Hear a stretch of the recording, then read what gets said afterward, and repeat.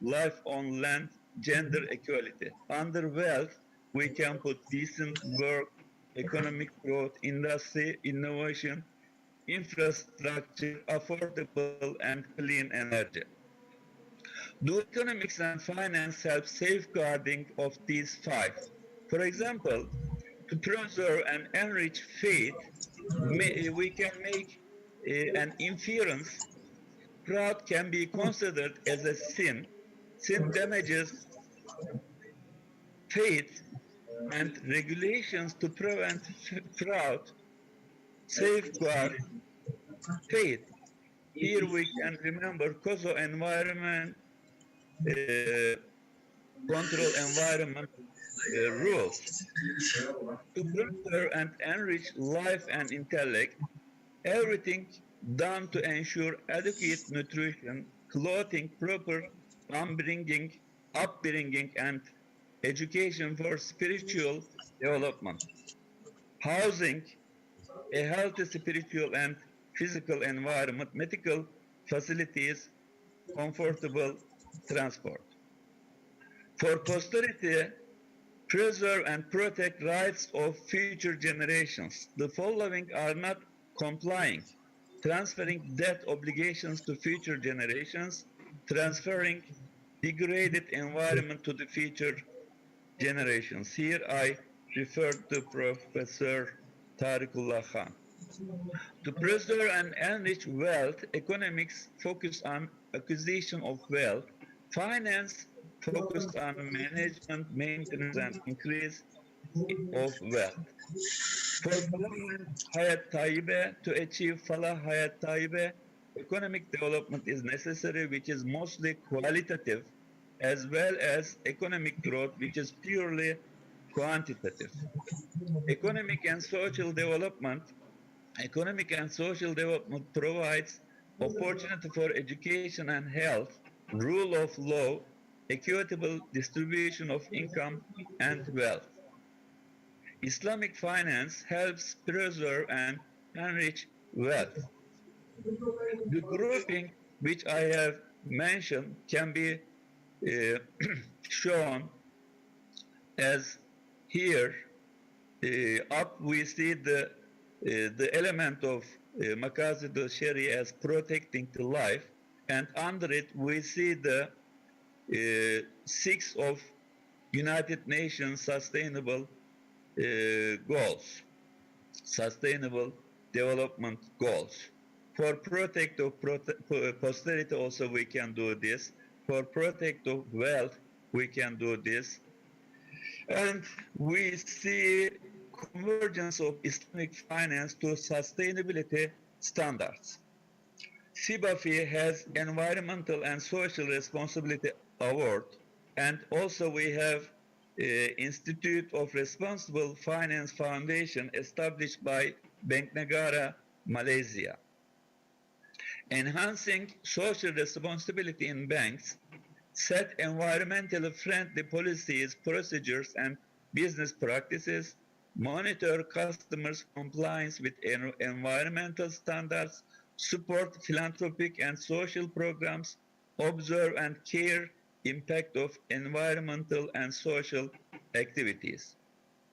As conclusion, we can say that wisdom is common for all humanity. Merits of conventional finance and business as caring environment and being socially responsible is also virtue of Islamic banking and finance. Thank you. Thank you, Jazakallah, Professor Dictate, for beautiful presentation on responsible finance. I mean to say Islamic finance. And with this, the first session concludes, and there was a time break, but due to the time shortfall, we start just now from the next session. And for this session, Professor Dr. Adil Saria will be the session chair, and I think that at the end he will be making concluding address. And to start that address, that session, I invite Prof. Dr. Aisha Muniza. Dr. Aisha Muniza So you will is the introduce the speakers, or I will introduce the speakers? yeah.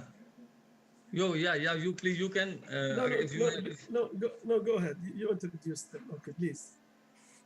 Thank you. yeah, if you can No, carry on. announce. I mean, I should carry on. Yeah, carry on. Yeah, please. Yeah, okay, please. Dr. Aisha Muniza is a professor at International Center of Education in Islamic Finance. I mean to say INCF Malaysia. She holds PhD in law, master in banking. Dr. Muniza has presented numerous research papers in international conferences, and many papers have been published. She will be speaking on the role of Islamic finance to assist the poor in communities in the midst of COVID-19. So please, Sister Professor Dr. Aisha Muniza, please. بسم الله الرحمن الرحيم الحمد لله رب العالمين والصلاة والسلام على أشرف الأنبياء والمرسلين وعلى آله وأصحابه أجمعين. Ladies and gentlemen, Assalamu alaikum wa rahmatullahi wa barakatuh. Can you see my slide? Yes, we see your slides. Yeah, please.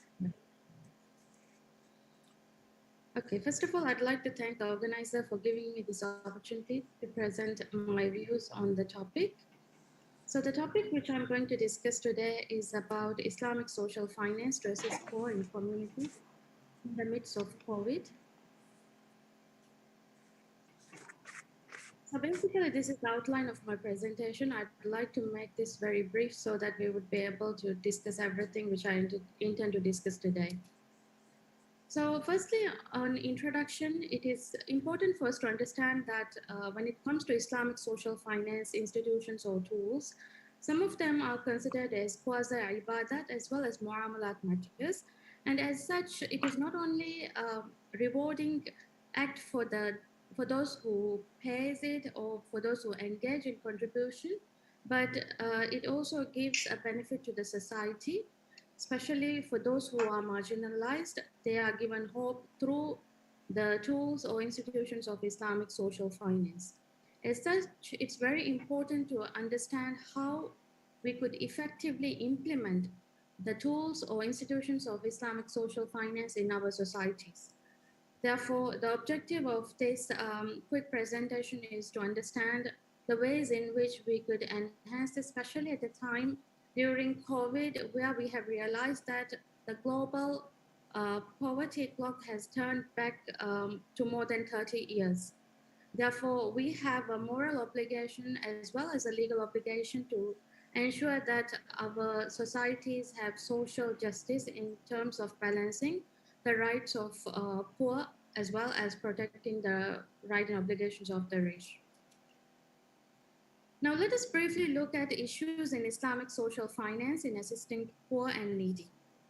The first issue which I've highlighted here is issues in having enough supply of funds to distribute poor and needy. This simply means that sometimes we presume that the funds will come automatically, and once the fund comes to the organizers of the Islamic financial tools or institutions, then only they have an obligation to distribute it. The active fund seeking is not something we have strategized, and this is something we need to focus as well. Next is lack of effective mechanisms to distribute funds to poor. So obviously during COVID, unlike before COVID, we are unable to go physically and locate the most deserved recipients and distribute to them like we did it before, because COVID simply means that it has created a situation whereby we can't physically go and distribute the aids or the funds to those who deserve. Next is issues in physically locating the poor to reach out to them. Now, as you know, even before COVID, this was a challenge to identify who is the most deserved recipients of Islamic social financial tools or institutions. So after COVID, it became more challenging because most of the institutions or those who were providing Islamic financial tools or institutions did not have any type of infrastructure that would enable them to do this type of identification or distribution of the aids to the recipients without a physically distant manner. So meaning that, as you know, for example, let's say if we switch to an online platform, definitely some kind of basic infrastructure is required, and to have such kind of an infrastructure, definitely some kind of investment needs to be done. So if you are not ready to do that, then it would be impossible to switch from a physically non-distant manner to a distant manner. So this is the challenge we are facing currently. Next is cross-verification procedures applied for poor and needy leads to humiliation. So most of the times when we interview, especially the legal recipients of either zakat or sadaqat or infaq, one of the complaints which we hear from them is they have to register multiple times to get aids, and as well as when the cross-verification processes are taken place, they feel that they are humiliated more. They seems to have that feeling that they are washing their dirty linens in public, because there should be a balance whenever there is verification made in the process of identifying who's the most eligible recipients. Therefore, the term ihsan needs to be promoted in cross-verification procedures to ensure that not only the cross-verification process is made in a way that it identifies the most deserved recipients, but it also balances the rights of those who receive it without making them feel that they are begging for what they are supposed to really get. So next is having to register multiple times to receive assistance. So as mentioned before, this is also an area that we need improvement, because at the end of the day, we don't want to get people who receive it in difficulty. Likewise, we don't want resources in making them register over and over again for the same process.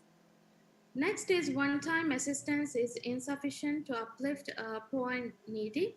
So obviously for consumption, normally Islamic social finance assistance are given, except for a few areas like microfinance maybe. The rest, it is just assistance given. And if you don't come up with proper assistance programs to make the receivers of zakat today as the payers of zakat for tomorrow, then definitely we might not see the social impact in the manner we want to see it today. Therefore, it is very important for us to come up with tailor-made programs to empower zakat recipients or Islamic finance recipients, so that at least there wouldn't be any type of complaints coming from the public saying that we are paying so much, but the impact we are making is very slow or the progress is unmonitored. So whether it is zakat, sadaqat, infaq, or any type of Islamic social financial tool or instrument or an institution, we need to make sure that the impact is measured in such a way that those who pay it understand that they are making a huge contribution to the success of the societies in which they are residing in. Next is individual responsibility to assist poor and needy is forgotten. Today, the mindset is that my obligation is fulfilled if I pay the due zakat or sadaqat or some cash to waqf fund. But my individual obligation as a citizen of the society is kind of undermined by having the mindset that it is the organizations who deal with Islamic social finance tools who will have to play an active role in engaging with the society.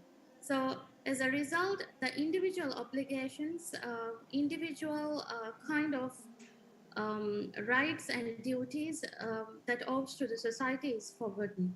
For example, in Islam, if you look at the role of an individual towards their neighbor, towards anyone who's poor, who's begging on the road, we know that we have some kind of obligation that we have to fulfill towards them. And these obligations are forgotten today to the extent that we believe that merely paying something to an organization extinguish our right to do so. So this should not be the case.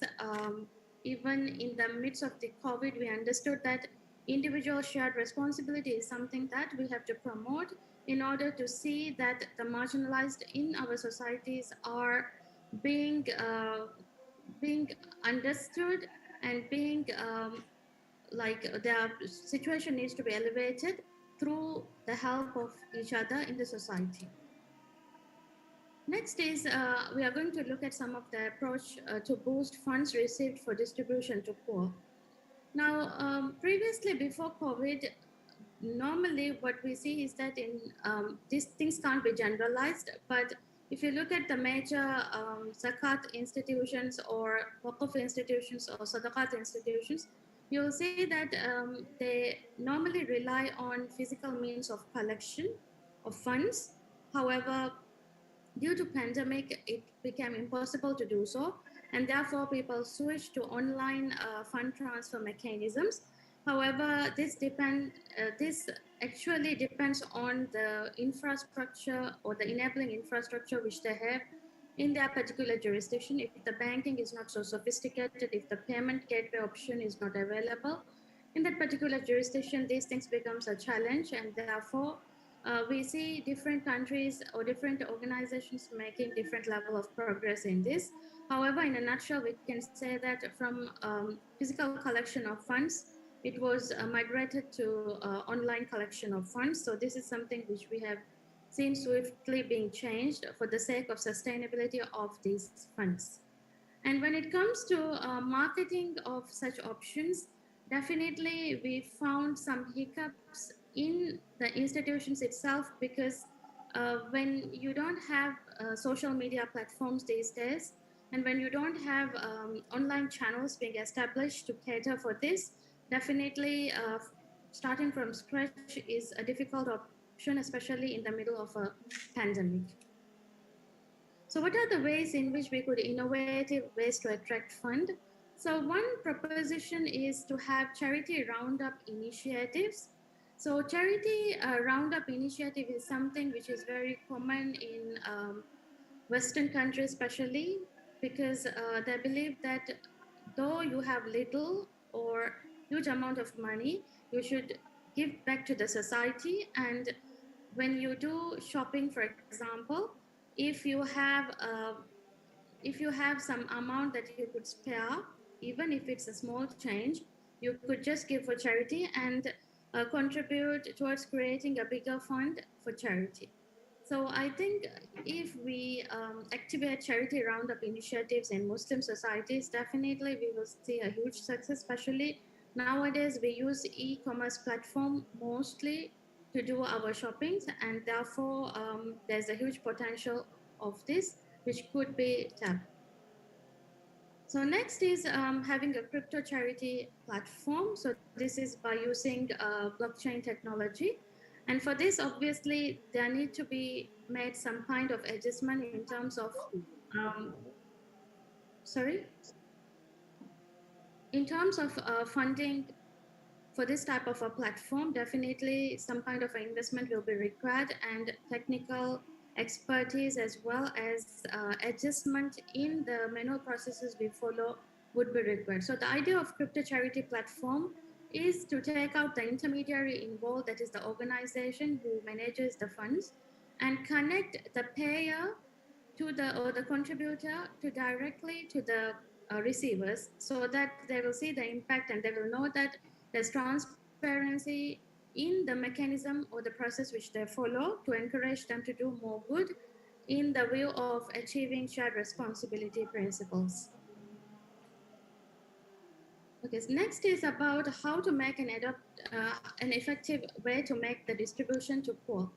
So obviously the most classical way of distributing any type of aid to poor is by engaging in physical distribution process. Again, this is not possible in COVID, and therefore online mechanisms have been used for this. But the question is, What if the poor and the needy who deserves it the most does not have a bank account, or does not have a mobile phone, or does not have any of the enabling infrastructure to get the money in a physically distant manner? So in this case, definitely, So, can you please conclude now in a couple of minutes, please, kindly? okay, sure. So definitely we need to find an alternative to this, and the alternative could be through the crypto charity platform, which I mentioned before, and that could be the way forward in this regard. However, it will take some time to come up with such a sophisticated platform. However, we see a light at the end of the tunnel because even ISRA is working on such a platform, and even Basnas Indonesia is working on such a platform, showing that in future this would be the way forward. So again, we need to introduce a technology-based mechanism to locate poor, and for this I have proposed using the GPS feature as well as Internet of Things to collect data of the poor, especially the household poverty level can be determined using IoT. And this is a mechanism we should use. And to enable this, definitely, the social finance institutions need to provide the gadgets required for that. And for this, again, we need some kind of investment. And obviously, to ensure that the verification process of poor is not so harsh, to have a balance in it, ihsan-based approach needs to be promoted. And for this, I propose artificial intelligence or AI-based chat bots to be introduced so that the person who is being interviewed does not feel that they are being interrogated in a harsh manner.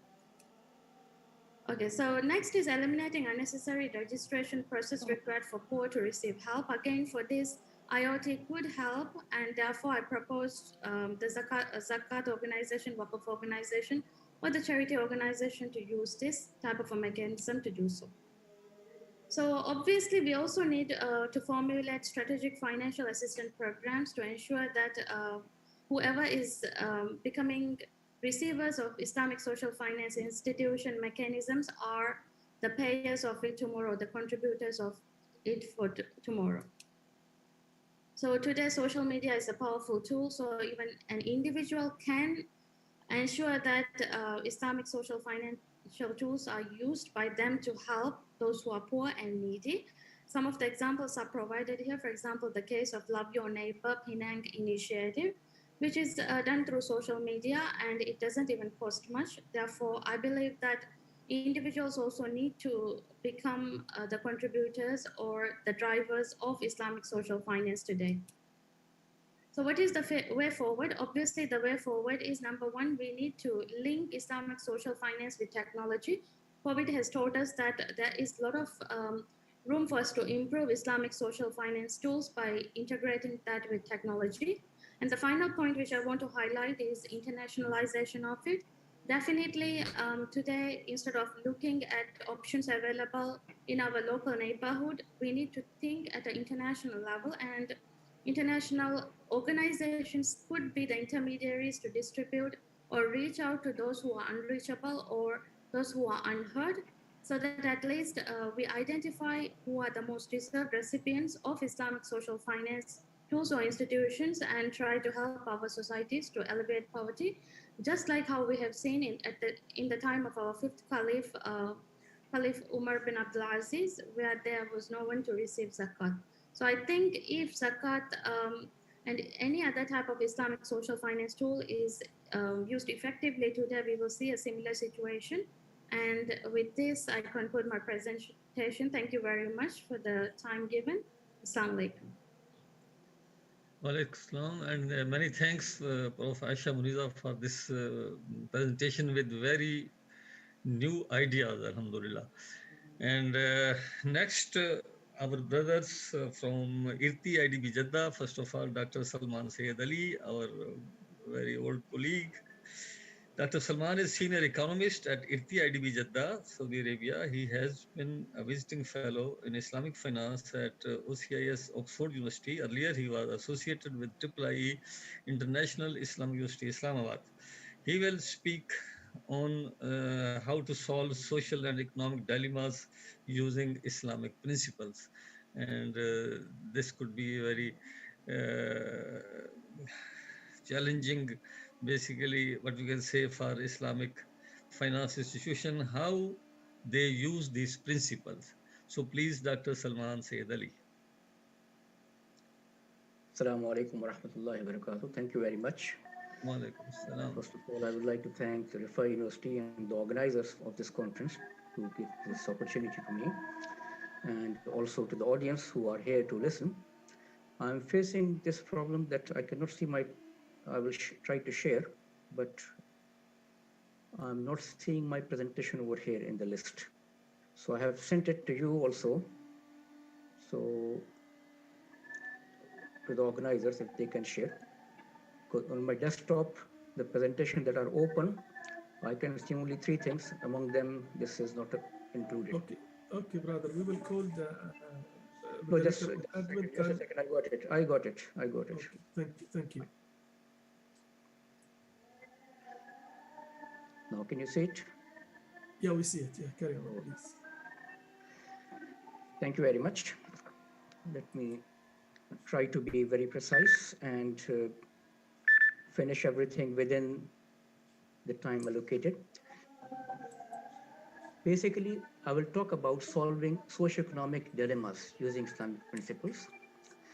But the presentation is about 2 things: the core of Islamic economics and finance, what it is, and what it should be.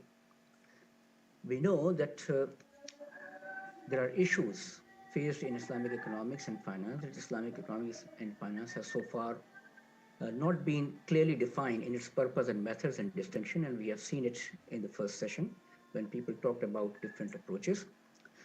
The approach followed so far has been of introducing Islamic elements within the conventional system and institutions.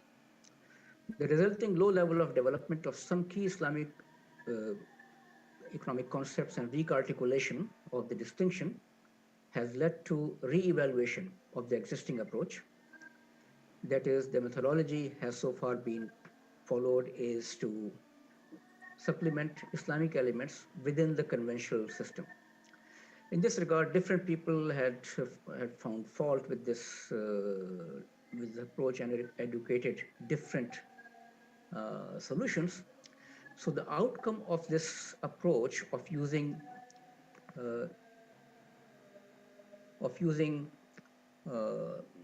Islamic elements within the conventional system is that low level of development of some key Islamic concepts and weak articulations. So this has led to re-evaluation of the existing approach, and different people found different faults and advocated different approaches. And I will show you basically 7 different approaches over here. And the question is, where is the core of Islamic economics and finance? And I will try to describe the core. I will not have time to go on the pros and cons of each approach, but I will advocate the last one, that the focus on solving social and economic dilemmas, and we'll try to come up with an example of solving one particular dilemma. So the first one, the add Islamic elements within the conventional system, is the old approach that has been followed. That is very good in some respect, that it's more practical, but the problem is that it is it's a piecemeal approach, that you do not address the full system. You take one thing and try to induce, and this may be a good approach in pure sciences, but as we know that social sciences evolve, and there is also a philosophy behind every concept. So this approach runs into conflict, as described earlier by many speakers in the first session, Dr. Mehmet Asute, Dr. Sazaman, and to some extent by Brother Umar Mustafa Ansari as well. So the other approach that has been followed is to work on institutional change, because Islamic system calls for different institutions. And this is also a good approach. Various people have suggested that. And part of that is some are suggesting to create new economic ecosystems based on biological ecosystems for survival of species. The missing aspect in this approach is what exact institutions are needed and how to create those institutions. A positive thing of this approach has brought forth the realization that every system creates its own culture, and the culture it creates and institutions that creates or support it helps perpetuate the system. So of course there is a need. So this is the positive aspect, but this is not a full story. The third approach that has been followed is to work on social finance instead of commercial finance. This has a great appeal because this approach finds its appeal due to two reasons. First, low possibility of profiteering, so entry of only the genuine players in the Islamic finance arena. And second, the lesser hold of conventional financial regulations in the social finance sector, therefore room to show distinction, room to maneuver, etc. So these have been the rationale. The fourth approach is to work on environmental issues and circular economy because this is closer to Islamic finance. This approach calls for focusing on zero waste, reuse and recycling, environmental protection and targeting of sustainability in economy, work against greed and capitalization, financialization, etc. But there are also problems that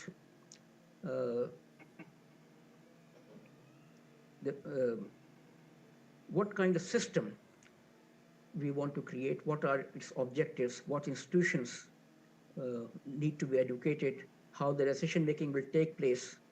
This is not clear in that. But this is, all approaches are good. I'm not negating any approach. I'm just trying to bring the pros and cons. Number fifth is to work on Islamic moral economy. This is at philosophical level right now. The sixth one is to create new paradigm by rejecting everything conventional and build different mindset. This is also a useful approach, but so far the approach has been restricted only to reject, but the second step to build is still required, and this is this may take some time because this approach requires long duration, and what is missing aspect is that we need to show how the new mindset would influence economic decision making. I mean, Islam is a very broad, it doesn't focus only on economic aspect, it is focusing on the entire life.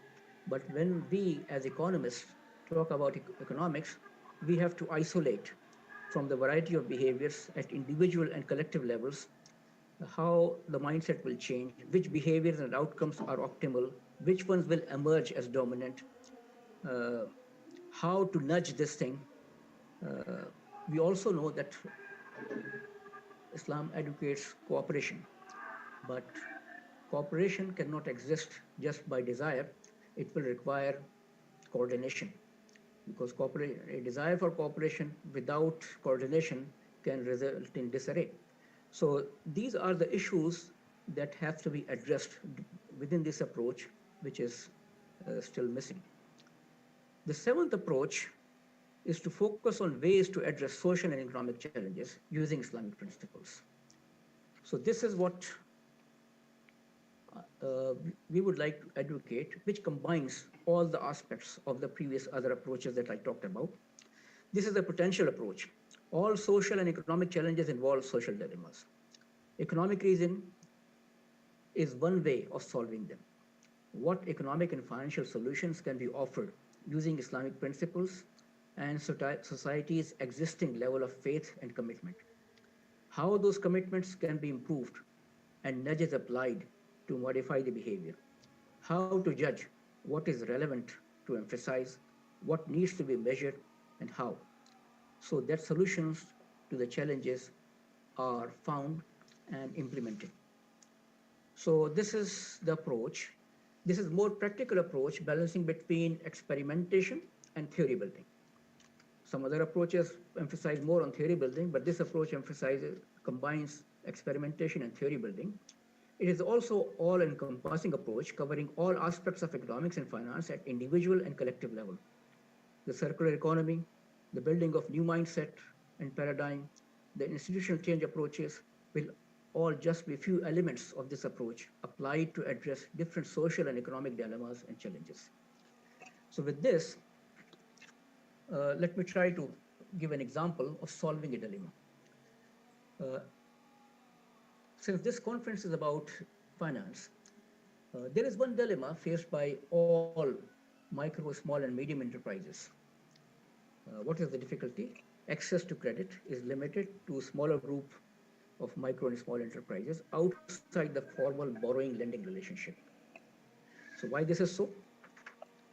This is so because there is limited and unstructured information about these entities, because of asymmetric information, because tracking and follow-up is difficult. So there is a growing, this is not only in Islamic finance, but there is a growing realization that for finance to serve in economic development, it needs to be integrated with productive economic activities. Further, it needs to be reflective of the moral values and stability enhancing principles of good and sustainable outcomes. However, these features are not expressed fully in the present-day financial system. The challenges were fully exposed during the global financial crisis, during the European debt crisis, and now as a side implication of the COVID-19 pandemic. Islamic finance that raised the banner to achieve these results, relying on its high principles, is still striving to make an impact when faced with entrenched debt culture and operating conventional regulatory system.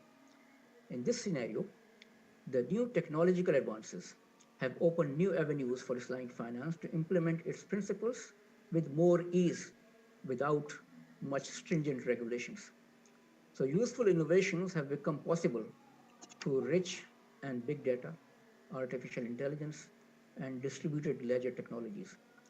These are the areas for prospective and intensive research. There is a room to make finance more useful by applying Islamic principles of finance together with new technologies to address economic development and sustainability challenges. We understand that at present, there is an overemphasis in Islamic banking on collateral and warranties to provide finance. However, collateral and guarantees were the innovations of the past that developed the financial system to bring it to today's level. Now we need new methods for further development of the financial system, for its usefulness to the economy, and to retain sustainability. Several recent reports, research papers, and innovative projects of IRTI are now aligned to this end. So in this talk, I restrict myself in the 4 minutes left to show this, and this is based on an upcoming report authored by several authors. And I will not go into detail because several other presentations may cover in more detail. So the issue is the problem of how to address the financing of micro, small, and medium enterprises. This is not only an Islamic economic issue, this is also addressed in the conventional finance by using AI techniques, artificial intelligence techniques. But the problem is that not all financing is needed just for production. For this micro enterprises, there are some liquidity needs, there are some consumption needs of the society as well, which also needs to be supported. And what AI does, it basically scales up. So if the system is bad, it will scale up the bad system. If the system is good, it will scale up the good system. So there is a danger of over-indebtedness by the use of AI. So what we can do is Islamic finance provides a framework, which was discussed earlier in the earlier sessions, that Islamic finance not only operates only through private sector, but it also operates in public sector, through voluntary sector, and it can have impact on the social and economic development. It is operating through multiple channels, diversity of products and financial inclusion, and not for money transactions. So these will have better effects on the economy. So an Islamic economic and finance, if you want to combine it with, let's say, artificial intelligence and technology, then you have to combine with Islamic finance with the digital infrastructure that is needed and use technology to create impact. on not only on MSMEs, but also for all sectors. Success is in holistic approach using grants, loans, supplier credit, what is I'm calling Murabaha, and equity finance. The level of poverty and risk sharing ability of the entrepreneurs and the society should be considered in that. So what does artificial intelligence does in this? It basically provides us some ways to, to implement that by using alternate data. Uh, Non-conventional data, which is may not be structured data, which may not be coming from any balance sheet, may not be coming from any, may not require any collateral, but may be using social collateral and uh, other behavioral aspect of the financee to find. So over here, I just listed some of the things that or the function and tasks that can be managed through artificial intelligence. It can be used for classification, for scoring. It can be credit scoring as well as can be business rating scoring, clustering and association, data mining. This is regression. This is prediction models, and some techniques that we are using or have been used. For example, this support vector machine, which provide separation between two classes. K-means clustering if there are multiple clusters, artificial neural networks, Markov decision processes, natural language processes, or convolution neural networks when it is when we are using vision technologies, and other recurrent neural networks if we would like to preserve the information. So the beauty is in combining technology with with an Islamic economic system, which not only looks at poor identification for targeted assistance, but at the second step also looks for credit scoring using alternate data for micro and small business financing, which are productive entities. And thirdly, can also look for entrepreneurial capacity identification for profit and loss sharing financing. So what is the approach that I'm trying to advocate over here for creation of Islamic economics and finance is to choose a real problem, attempt to solve by creating an Islamic framework, use available techniques. When not available, devise new techniques, then apply, test, and refine the solution. This is how the Muslims have developed the knowledge in the past, and this is the way to go with experimentation, refinement, systematization, and theorizing. So just theory building may not be enough. We have to go practical and back and forth. Thank you very much. Thank you, brother Dr. Salman Said Ali, for so beautiful address, particularly introducing artificial intelligence on social collateral. Very, I think, very important. So next, brother Dr. Dawood Ashraf he is also from IRTI. He is a senior research economist there. He holds PhD in banking and finance from University of Wales, now University of Bengal. He is a charter holder of CFA Institute, and earlier he was with Prince Mohammed bin Fahd University in Saudi Arabia and TD Bank Financing Group in Canada. He will speak basically on the same topic as to some extent indicated by Brother Salman, and this is the COVID-19 and its impact on micro and small SMEs, and how Islamic finance will be more useful to resolve their financial problem. So please, Dr. Dawood Ashraf.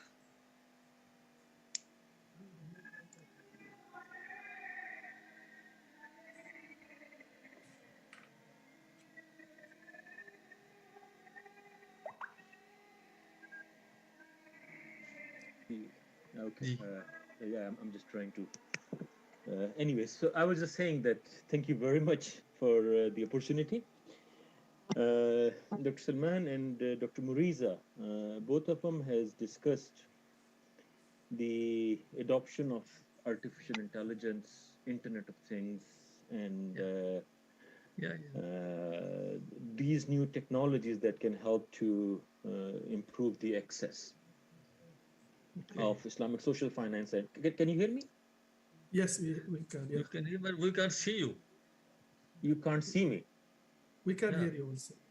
Yes, yes, yes. Now we can hear you and also see you now. Alhamdulillah. Alhamdulillah. Alhamdulillah. Okay, so the idea what I am presenting today is that basically we are facing a crisis. And this crisis is, we call it the triple crisis. So this is the crisis of the health because of the virus. This is the economic crisis because what happened with the health crisis is that we have to go with the lockdowns, lockdown 1, lockdown 2, various measures for the social distancing, and all these things end up in the second crisis, which is the economic crisis. Well, third crisis that we are facing is the ethical dilemma. And this ethical dilemma is taking us, is giving us the impression that there are discrimination between the people. There are some wealthy nations, there are some poor nations. The wealthy nations, because of higher wealth, has access to more of the treatments, while the poor nation, unfortunately, it's so poor they cannot go further. So I'm not going to go with the health crisis or with the ethical crisis. I'll speak with a little bit about the economic crisis and what it has done to the small and medium micro enterprises. And within that discussion, you will see that these two intertwined crises will come as well. So, so what happened with the crisis, with the economic crisis and the health crisis together? There are specific sectors that were more affected. Some of those are the aviation international travel, where travel restriction imposed on air and maritime travel are, especially on different hubs, are impacting the transit hubs. Say, for example, Dubai Doha flight cancellations and reduced passenger hauls put airline companies in pressure, and then it is also affecting shipping and logistics. Trading activities are declined, and because of that decline in trading activities, the demand for logistic has declined, and then the shipping operations declined as well. The worst hit sector because of the health crisis due to COVID-19 is the tourism and entertainment sector, which to a lot of countries is a significant contributor to the GDP. Like we can see that the number of passengers traveling globally for tourism has declined almost to zero. Hotel occupancies are very low, and given that these sectors are employing because of the labor extensive huge number of people.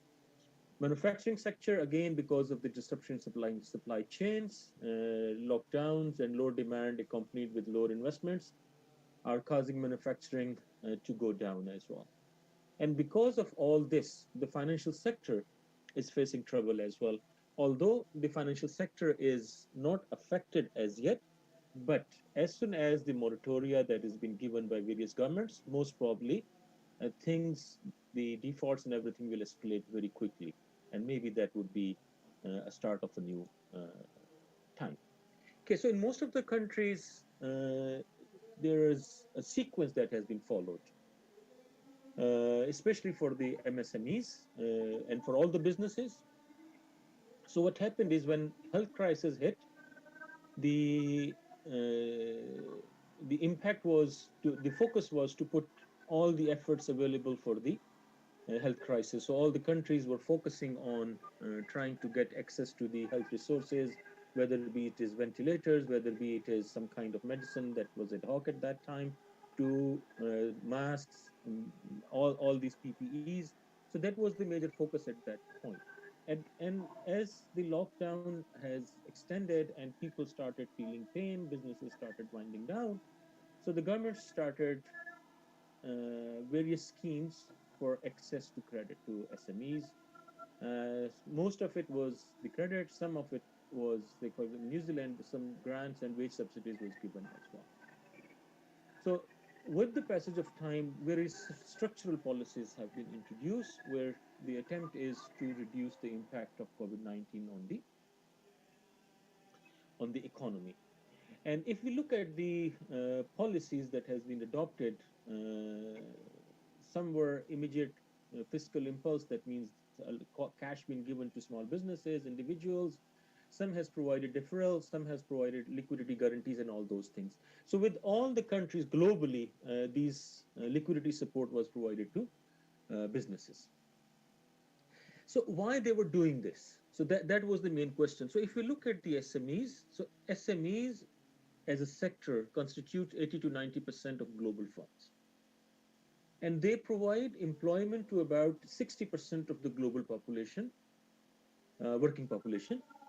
While during the COVID pandemic, the number of jobs that has been gone or that have been affected, 75% of those jobs are from the SME sector. So decline of SME sector would mean only the decline of the whole economy. And how SMEs try to survive with that. So we see that because of there was some SMEs that has went into complete shutdowns, mostly from travel, tourism, daycares, entertainment. Some enterprises went down, but they remain with reduced operations, so for restaurants, farms, and some manufacturing. While some enterprises continues but face logistic challenge. So manufacturing sector was one of those sectors. They wanted to continue their operations, but they were not having the supply chain. So if you see, the challenges were all around. But major challenge for these SMEs were the challenge of liquidity and the challenge of sustainability. So challenge of liquidity came as the lockdown came. Suddenly, these businesses were not having enough cash at that time to survive for 12 months to 18 months period, as we see now with the COVID. They usually have cash for next week or 10 days or maybe for a couple of months. So this liquidity was a major crunch. The receivables that they were supposed to receive were not able to receive, and it has affected their profitability as well. So major challenge that government has provided, major support that government has provided at that time was debt moratorium. So if you owe somebody any money to the financial institution, you can keep your money and then you can pay it when you have the money, maybe after 6 months or 12 months or whatever with the time the government has announced and the banks agreed to it. New loans being given to the small businesses to keep their employees on the payroll. They have provided the support for payment of salaries. They were given some working capital loans at very low, at some point 0% financing rate. New business loans were given to SMEs for the rent payments. So if you see that all these instruments that we see are provided to SMEs for support are mostly that provide loans to SMEs. So it resolved the liquidity problem, that they have the liquidity now, they have borrowed the money, but that borrowed money has to pay back at some time. So we are sitting now on a volcano where everything is sitting underneath the rock at the moment, and a time is coming, and that the time is ticking now, that this volcano will erupt. And then what we will see, most probably a lot of the SMEs will go out of business, and we will see, unfortunately, people losing more jobs. So how MSMEs has affected by this double pandemic? So number one thing that happened, that the revenues are down because of the lockdown, because of the social distancing.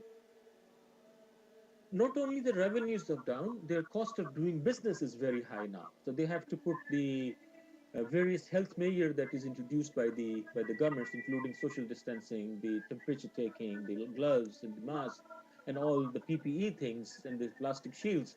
All these are costing money to these businesses, which are already facing a crisis due to lower revenues. Government support in the beginning, it was like very firm, very strong, But now we see, as the time goes by, we see that there are several the governments are, their supports are dwindling down. They're seeing a huge impact of these crises on their own budget. So for maintaining a fiscal discipline, they're trying to get away as much as they can from their responsibility to keeping these SMEs alive. And what we see now is that first wave was hard, second wave is ongoing, and third wave is expected. So given this situation, there is no clear hope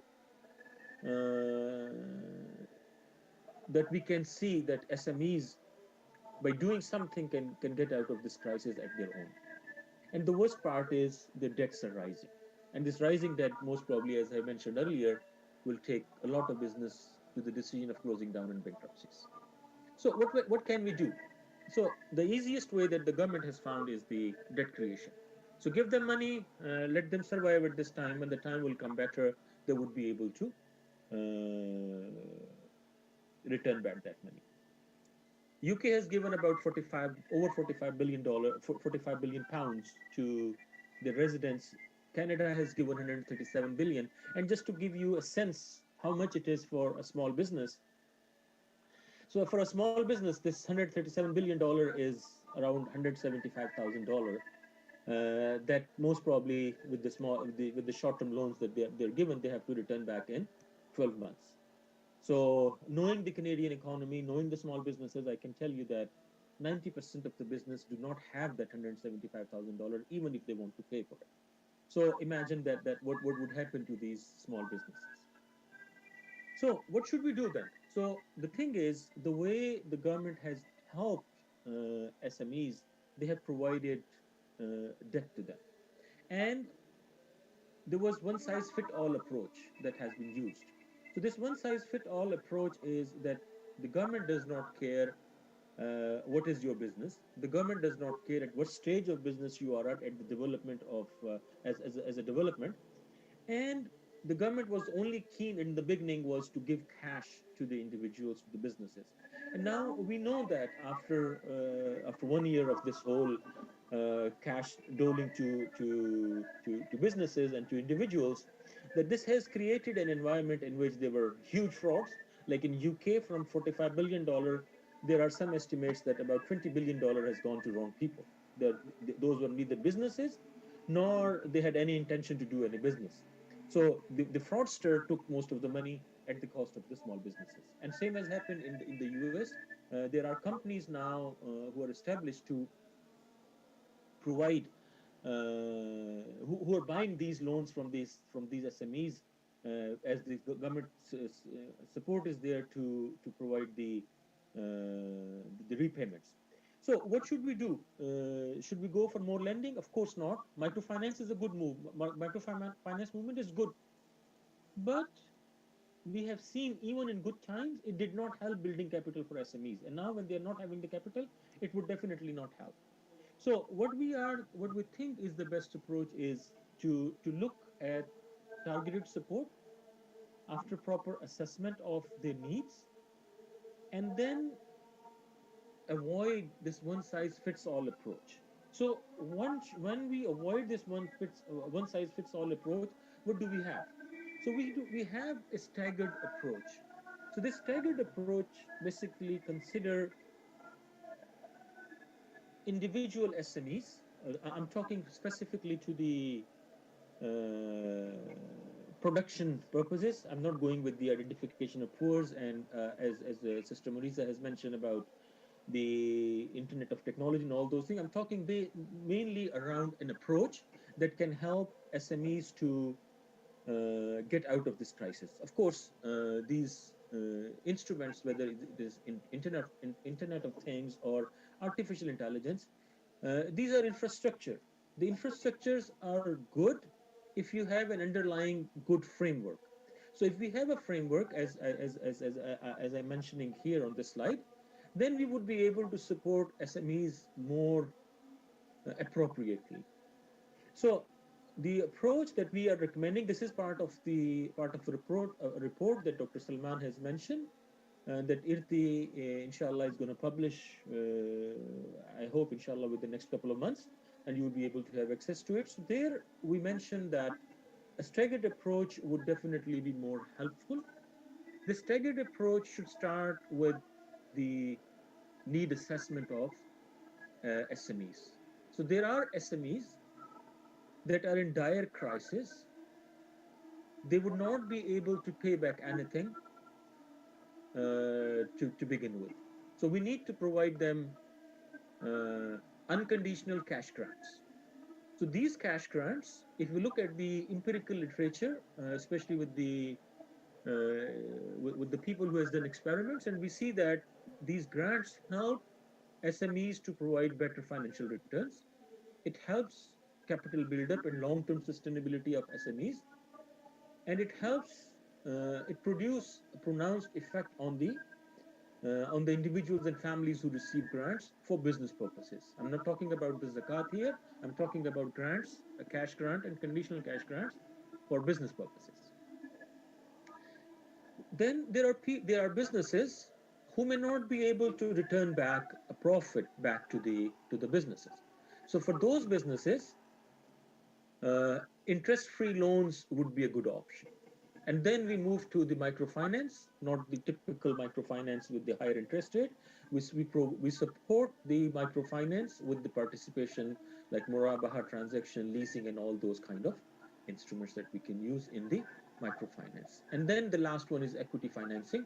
So if we look at these four options that is given, it basically mentions about the care for the businesses, the care for the individuals, the care for the business, and risk sharing for all.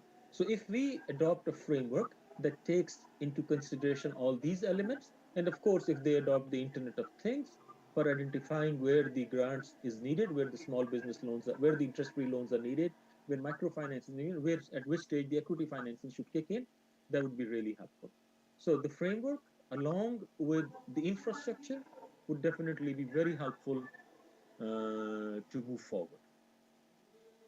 So what should we not do?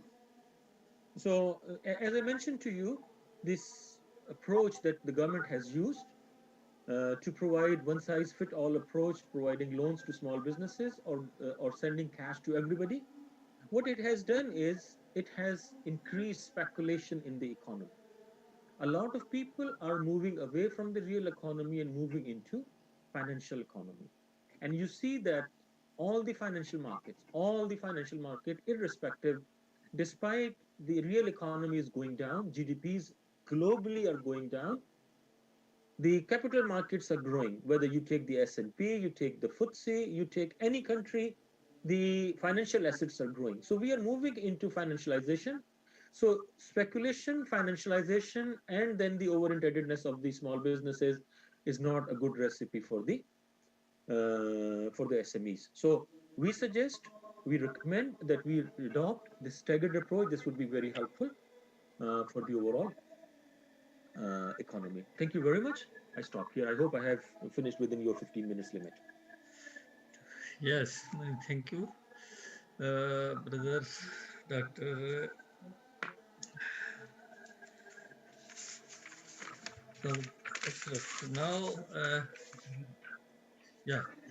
Now, Dr. Zamir Iqbal, he is Vice President, Islamic Development Bank, Jeddah, and he will be speaking.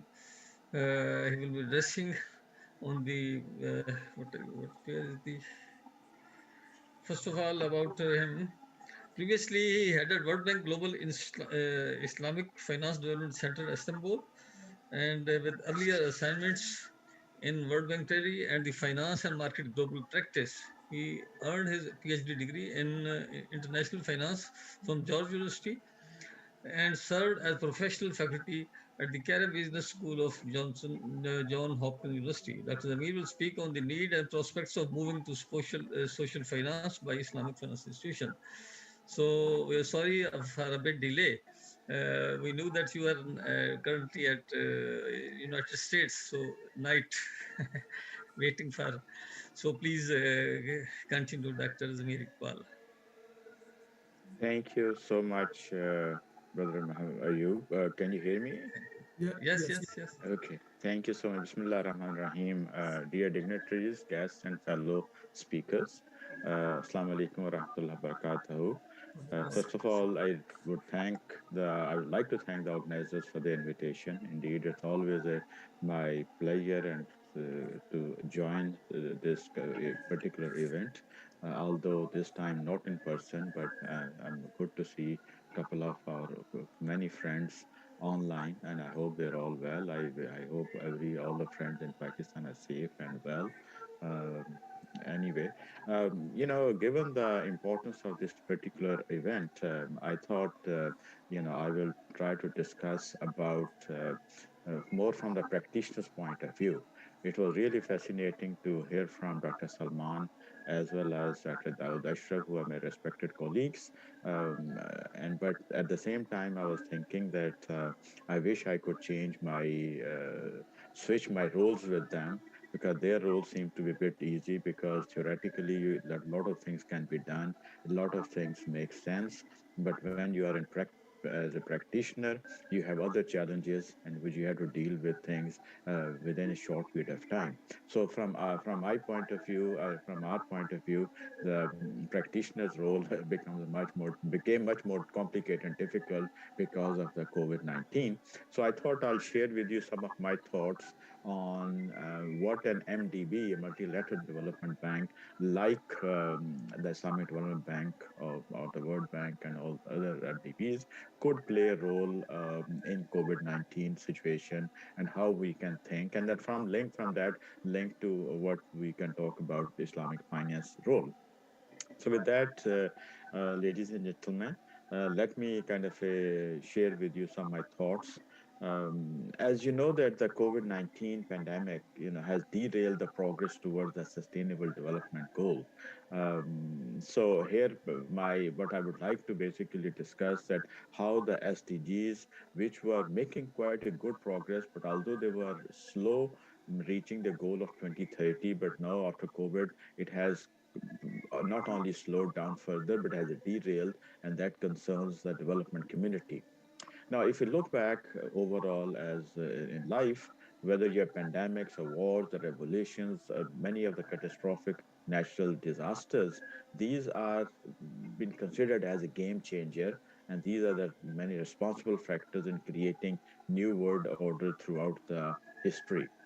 Now, COVID 19 is one of those really game changers. There is still quite a bit uncertainty. We do not really know whether there is a beginning of end or end of the beginning.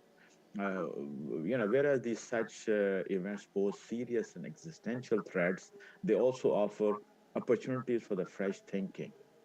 So from that angle, if you look at it, it also provides us some opportunities to see what we might do, which we would not have done in the normal course of time.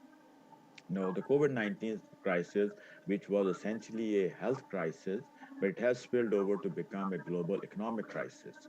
It has not only shown the importance of health sector to sustainable development, but also the fragility of human beings and brittleness of human life. Now, the global nature of crisis have made it harder to recover from it in the short term.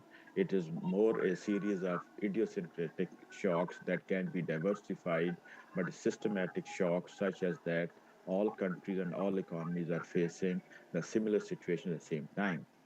The economic crisis has also spilled over to become a financial crisis, whereby the financial institutions and markets are facing uncertain situation, and we are